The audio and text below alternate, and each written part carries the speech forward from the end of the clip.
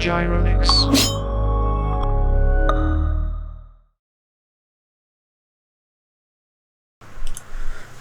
Okay, for this lesson, we are going to discuss the do-while loop.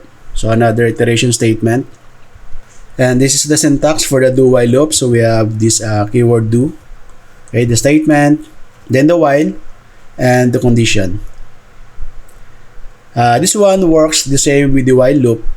So it will repeat the statement as long as the condition is true. So if the condition is no longer true, the loop ends. And take note of the semicolon. Okay, so this one at the end of this do-while loop. The difference between the while and the do-while loop is for the while loop, it will evaluate the condition first. So if this condition is true, then it will evaluate the statement. So if the condition is false, then the statement will not be executed. So condition first, then the statement. That is the while. That is the structure of the while. For the do while, so the statement is executed first, then the condition. So which means it will do statement at least once. So to understand it more clearly, we have this example. The initial value of n, in this case, is 0. So let's check first for the while loop. The condition for the while is as long as n is not equal to 0.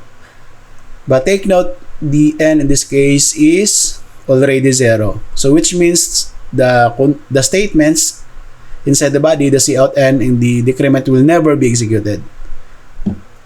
So the output for the while loop is none. So there's no output. So this cout n will never be executed. Why? Since the initial value is 0, so this is from the very start, this is already false. But for the do while, so take note, the do while will execute the statement first, which means it will output this cout, which is the value of n is 0. So you can see on the screen, the output is 0. Then after that, the condition is false, right? Since 0 is not equal to 0, so this is false. So it will end the loop. But at least it executed the statement once. Okay, so I hope you can now differentiate the difference between the while and the do while. Okay? So we have another example here. This one, try it on your CodeBlocks editor. So we have two values, the start and end, both integer, which is 5 and 20 respectively. And quite familiar to you, this condition. Okay, so this one only true if the number is even. Okay, so the modulo. So this is the remainder, right? So if the remainder is 0, that is even number. So this program will only output the even numbers between what?